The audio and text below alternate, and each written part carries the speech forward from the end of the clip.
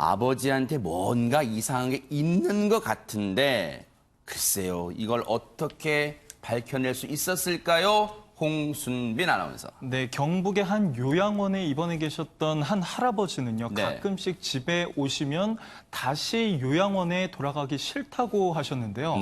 이 가족들이 도대체 무슨 일인가 해서 이제 요양원의 CCTV를 확인해 보니까 네. 충격적인 모습이 있었습니다. 아하. 할아버지는 이 요양원에 정말 안전히 편안해 계신 줄만 알았는데 네. 요양사들로부터 이 할아버지가 폭행을 지속적으로 당하고 있었던 거예요. 아유, 세상에. 바로 이 모습입니다. 여러 장면이 있었는데 그중에 첫 번째 장면, 이불을 뒤집어 씌우고 요양사가 할아버지를 폭행하는 모습이 있었습니다. 네. 할아버지가 좀 저항도 해봤는데요. 요양사는 계속 과격하게 반응을 보였고요. 그다음 두 번째로 또 할아버지에게 분무기를 분사하는 모습도 확인해 볼 수 있었습니다. 처음에 설명해 드렸던 부분이에요. 할아버지의 양말을 벗기고요. 할아버지를 이렇게 이불로 감싼 뒤 계속 폭행을 하고 있습니다. 바닥에 있는 뭐 물 같은 걸 이렇게 좀 닦고 있었는데 할아버지가 이걸 좀 거두려고 하니까 이것마저도 마음에 들지 않았는지 할아버지를 지속적으로 계속 폭행을 합니다. 누가 들어왔네요? 한 사람이 들어왔죠. 다른 요양사였어요. 네. 다른 요양사는 좀 다를까 싶었는데 저 폭행을 오히려 거들고 있는 모습이 남아 있었던 겁니다. 네. 할아버지는 이렇게 벽에 밀쳐져서 계속 폭행을 당했고요. 네. 이제 아까 벗겼던 양말을 할아버지가 다시 신으려고 하십니다. 그리고 요양사가 다가오는데 이 요양사를 좀 이렇게 붙잡는 듯한 행동을 보이니까 요양사가 다시 할아버지를 폭행하고 있어요.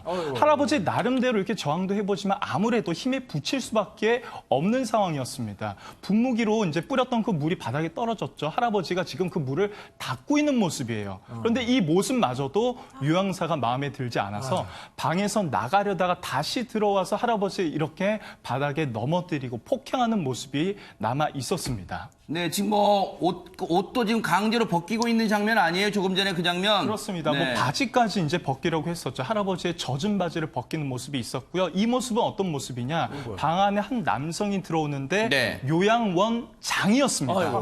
원장이 들어왔어요. 그럼 그렇습니다. 원장은 말렸을 거 아니에요, 그러면? 말리기는커녕 할아버지를 폭행하고요. 이렇게 할아버지를 폭행을 합니다. 그리고 허리춤에 이 요양원장이 손을 올리고 할아버지를 훈계하는 듯한 모습이 이렇게 CCTV에 가족이 확인해 본 결과 그대로 남아 있었던 겁니다. 저 폭행을 당하고 있는 어르신이 연세가 어떻게 돼요? 홍순빈 아나운서. 저 어르신이 80대 노인이었는데요. 80대세요? 그렇습니다. 치매를 앓고 계셔서 아하. 이 요양원에 입원해 계셨던 겁니다.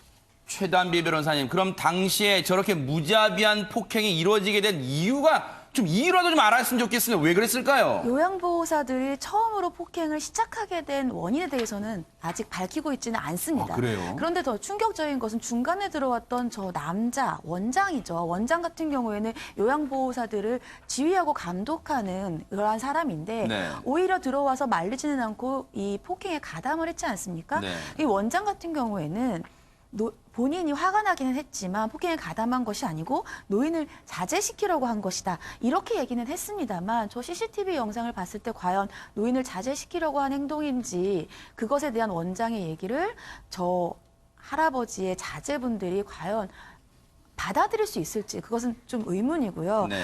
이 노인분 같은 경우에는 85세예요. 이 요양원에서 지금 한 1년 전에 입원해서 1년 가까이 저 요양원에 계시는 분입니다. 네. 근데 지난 11월에 있었던 일이고요. 지금 앞서서 홍순빈 아나운서가 다 말씀하신 것처럼 이불 뒤집어 쓰고 폭행했고 머리 잡고 내팽겨치고 분무기로 분사하고 요양원 원장까지 양손으로 폭행하고 이러한 영상이 10분간 이어졌다는 것에 대해서 가족분들이 얼마나 충격을 받으셨을지 그 마음이 이해가 갑니다. 그러니까요. 그런데 앞서 설명해도 이제 이 어르신이 요양원에 좀 계시다가 가끔씩 가족들 얼굴 보고 싶으실 거 아니에요. 그러니까 가끔씩 집에 오셨나 봐요. 그런데 우리가 그런 생각하잖아요. 그럼 가족들은 이런 사실을 평소에 꿈에도 모르고 있었을까요? 가족분 얘기 들어보시고 이어가 보도록 하겠습니다. 그럴 때도 멍이 들어있으면은, 왜 그러냐 물으면은, 뭐 어른들끼리 뭐 싸웠다, 아니면 넘어졌다, 이렇게 얘기를 했거든요.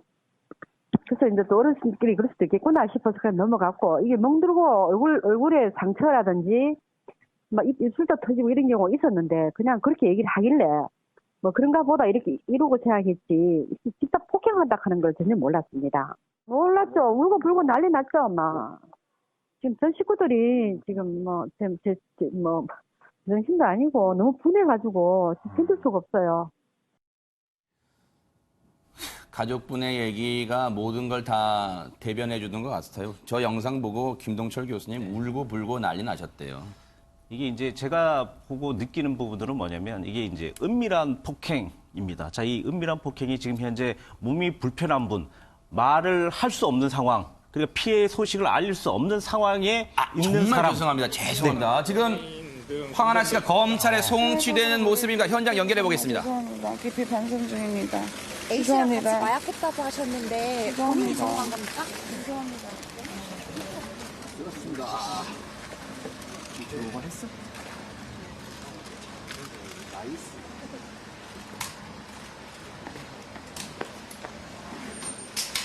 지금 수원 남부경찰서에서요.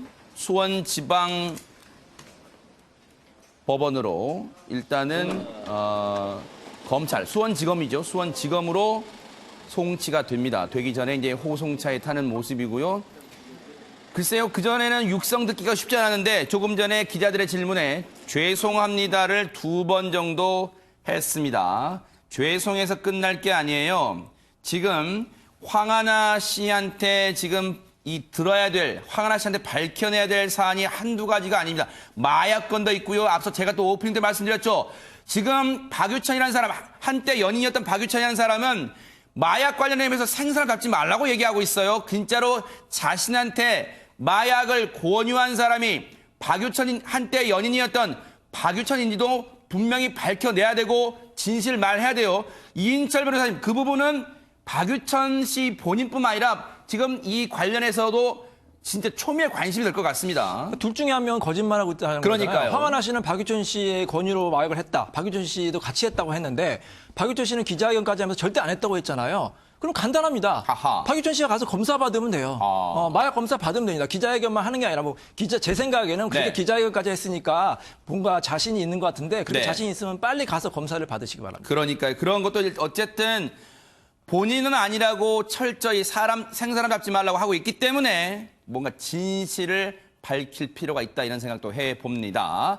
자, 황하나 씨의 검찰 송치 얘기는 오후 와이드 시간과 그리고 MBN 정통 종합뉴스 뉴스8에서 더 자세히 전해드리고요. 저희가 앞서 지금 요양원에서 있었던 끔찍한 폭행, 어르신 폭행 사건 얘기를 하고 있었습니다. 네, 김동철 교수님, 죄송합니다. 네네. 네. 이게 이제 방금 얘기 드렸던 것처럼 은밀한 폭행인데 자, 치매 노인들이나 아니면 정말 말을 할 수 없는 영유아 아이들에게 가하는 폭행, 이게 이제 은밀한 폭행입니다. 아하. 그 피해자들은 말할 수 있지 않죠. 네. 그리고 어떻게 표현을 할 수 없기 때문에 맞아요. 이런 사람을 상대로 약자에게 어떤 가해를 하는 행동. 근데 네. 이게 뭐가 문제냐면 네. 이런 문화가 그 안에 있었다는 얘기입니다. 우리가 영상을 보더라도 한 사람이 그런 폭행을 한 것이 아니고 모든 사람들이 같이 폭행을 하지 않습니까? 네. 자, 이런 부분들은 사회적으로 생활적으로 묵인이 되어 있었다라는 거거든요. 그렇기 때문에 한 사람의 문제가 아닌 전체적인 요양원의 문제다. 이렇게 얘기 드릴 수 그러니까 있겠죠. 그런 생각도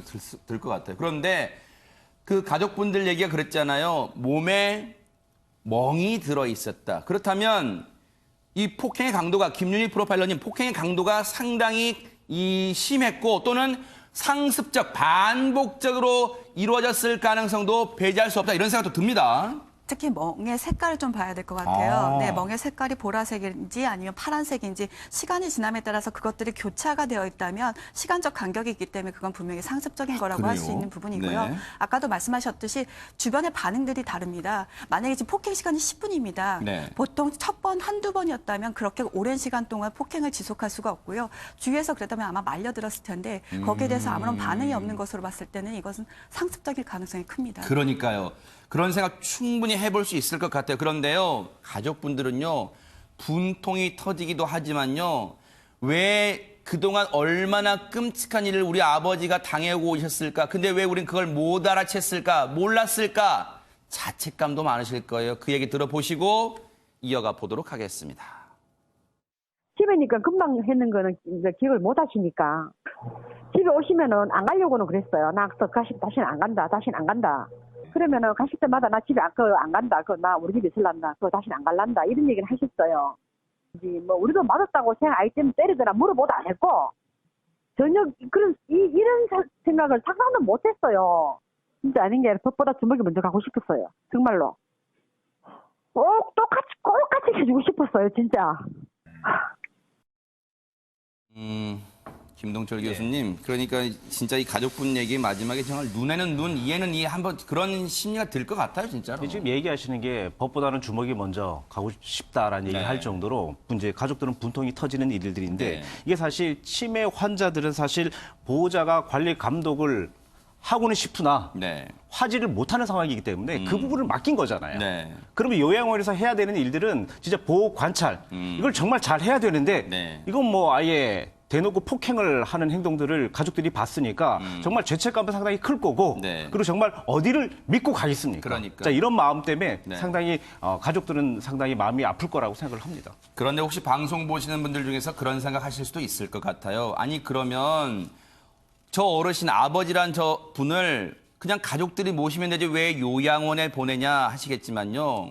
저도 주변에 치매를 앓고 있는 가족들을 이 몇몇 가정을 지켜봤는데요.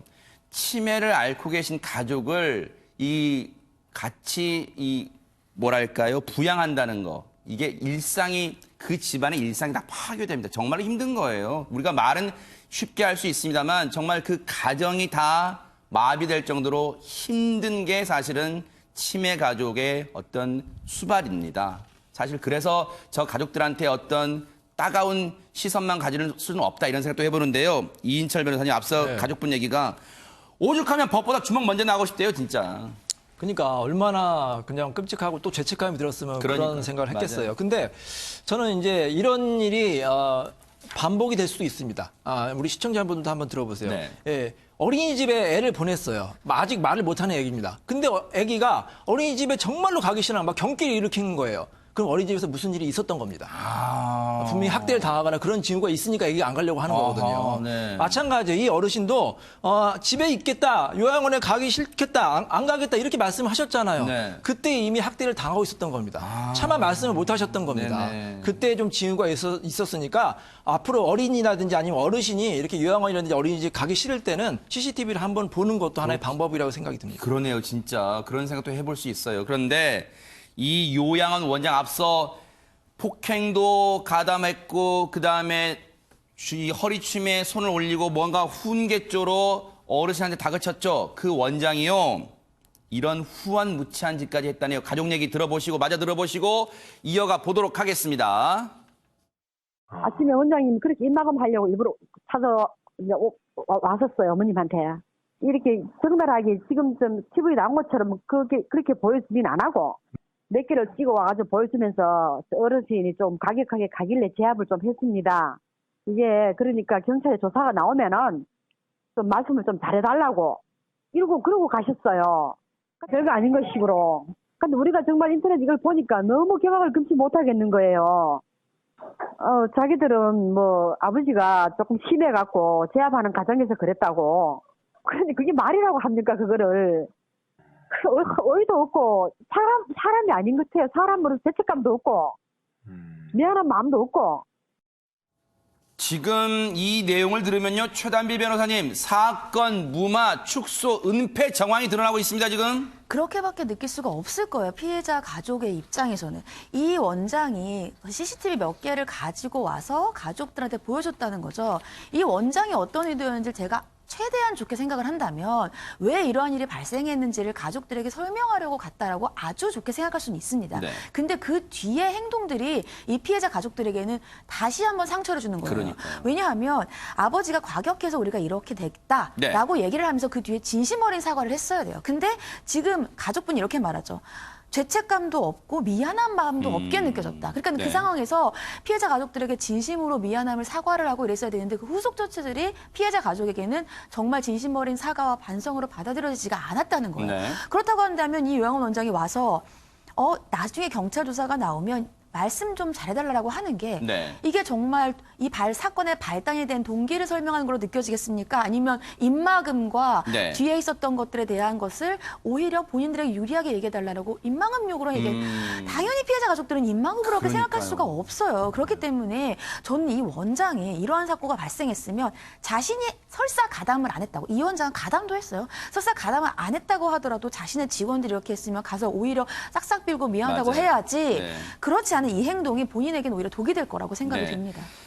결국 이 사건은 경찰 조사는 시작이 됐습니다. 그런데 앞서 영상에서 폭행했던 그 요양사들은 어떻게 됐습니까? 홍순빈 아나운서. 이 요양원 원장은 폭행 당일에 자체 징계위를 열어서 요양사들을 처벌했다고 밝혔습니다. 그런데 당시에 2개월 감봉이 전부였어요. 네. 뭐 경찰에 알린다거나 이 사실을 가족에게 알린다거나 이 요양사들을 해고하지도 않았습니다. 네. 그러다가 경찰 조사가 시작되자 요양 원장과 요양사들이 그때서야 사직 의사를 밝혔다고 하네요. 참 이걸 뭐 이 정도로 꼬리 자르게 하려고 하는 건가요? 경찰이 지금 CCTV 전체를 수거해 가서 일단 꼼꼼히 들여다보고 있다고 하니까요. 결국 이 사건 정말 어떻게 드러날지 뉴스파이터가 눈 부릅뜨고 지켜보도록 하겠습니다.